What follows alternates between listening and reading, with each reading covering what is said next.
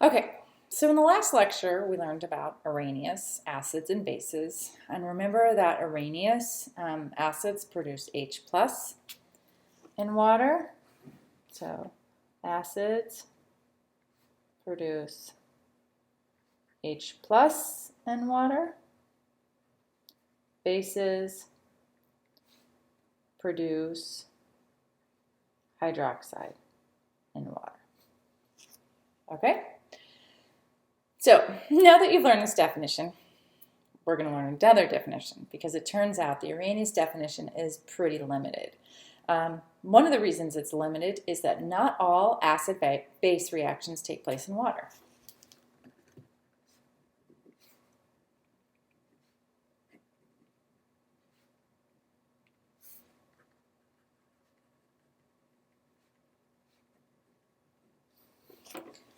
The other thing that is limiting about this definition is that H plus is very unstable.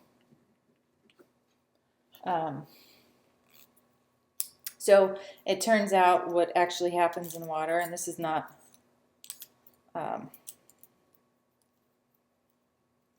super critical, but it's interesting to know. So what happens is H plus reacts with water to form H3O plus, and this is more stable. But for our purposes, H plus and H3O plus are pretty much the same. Okay, so because of these limitations with the Arrhenius definition, a new definition was developed, and that is the Bronsted-Lowry definition. So with the Bronsted-Lowry definition, an acid donates a proton.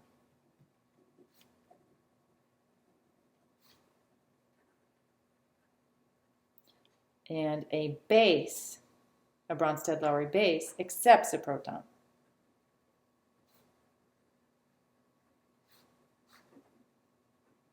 And remember, that's H plus. Okay.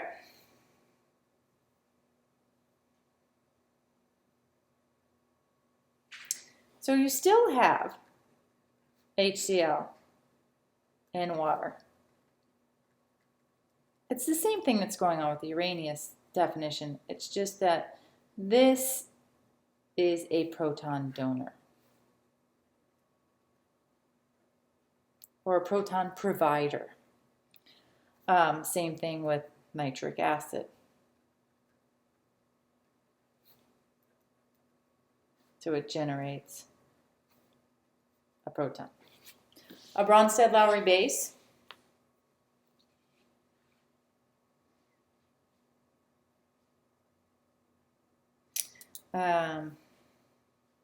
so NaOH is still considered a base. The OH can accept the proton to form water. So when you have NaOH in water, it produces Na plus OH minus. This can react. So this is a proton and donor. This is a proton acceptor, making it a Bronsted-Lowry base. So you end up with Na plus and HOH. Another name for HOH is H2O, good old water.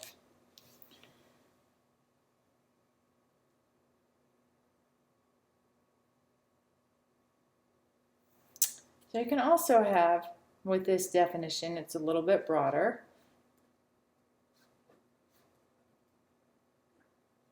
So if you have NH3 reacting with H plus, this is a proton donor. This is a proton acceptor. So this is a Bronsted-Lowry base. This is a Bronsted-Lowry acid. So you end up with NH4. So in summary, the Arrhenius acid base definitions. Acid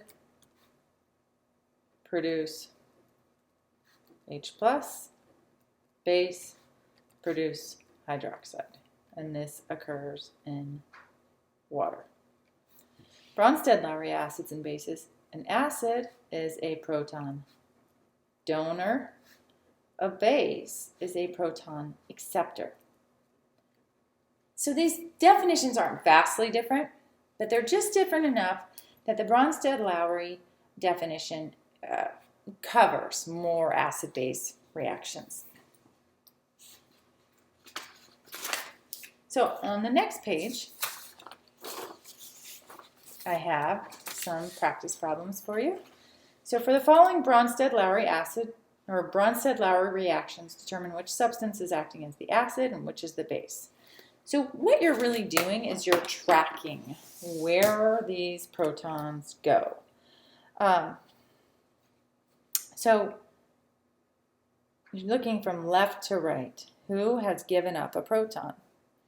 And if you look at this guy, it has lost a proton. So this is going to be the acid, and this is accepted a proton. So this is going to be the base. And those are Bronsted-Lowry acids and bases. If you look at number 2, NH3 has gone from, it's gone from NH3 to NH4. So it has gained a proton. So this is going to be the base. And then over here, you lost a proton. So this is the acid. Okay, number 3, HNO3 to NO3. So you lost a proton. So this makes it an acid. It's donated a proton. So this species right here would be the base. It's gone from NH2 to NH3+. And lastly, NH3 to NH4, it's accepted a proton, so that makes it a base. And then this one has given up a proton, so this is an acid.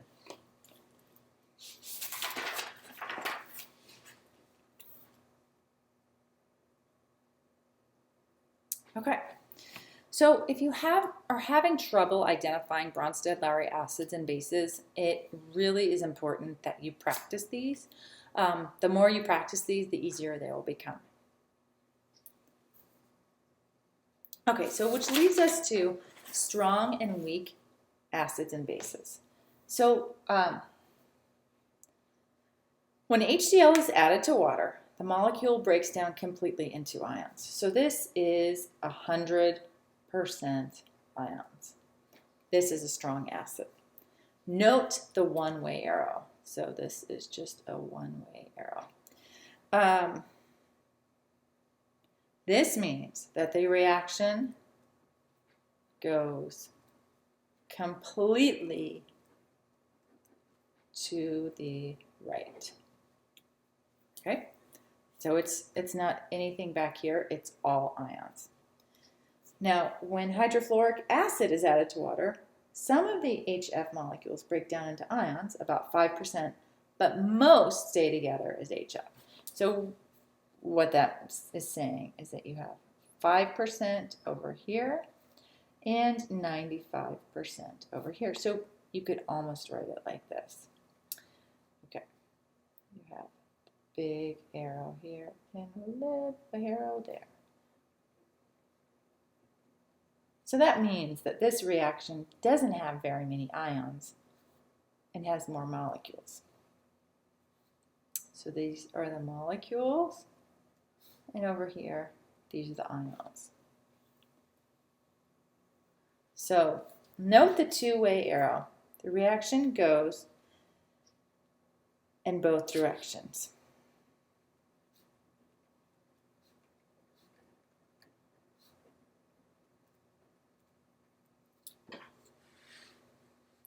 So when sodium hydroxide is added to water, the molecule breaks down completely into ions. This is a strong base. So this is 100% ions. Note the one-way arrow. That means the reaction goes completely to the right.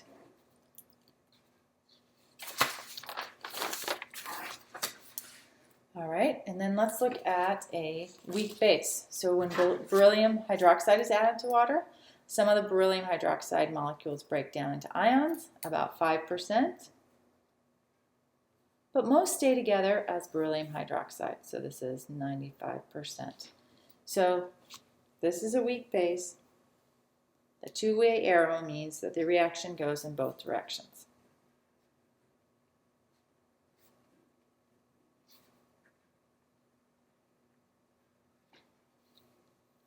So what does that mean? So when you have a strong acid, such as hydrochloric acid, that contains a lot of protons, H+ ions, and should be handled with care. So a weak acid, like vinegar or lemon juice, will contain a small amount of the free protons and is not nearly as hazardous. So the same thing applies to bases. If you have a strong base, such as sodium hydroxide, lye, Drano, drain cleaner, it will contain a large amount of hydroxide ion and can really hurt you, like that student. Now, a weak base, such as magnesium hydroxide or even baking soda, sodium bicarbonate, that's a weak base, it's not going to be as hazardous as your strong bases. So something to think about. You know, you need to handle all chemicals with care, but it does make a difference whether you have a strong or weak acid or base. All right, so we'll continue on in Unit 4. In the meantime, I want you to work on your homework problems and take your quizzes and all that good stuff. And I will see you back again for more Unit 4.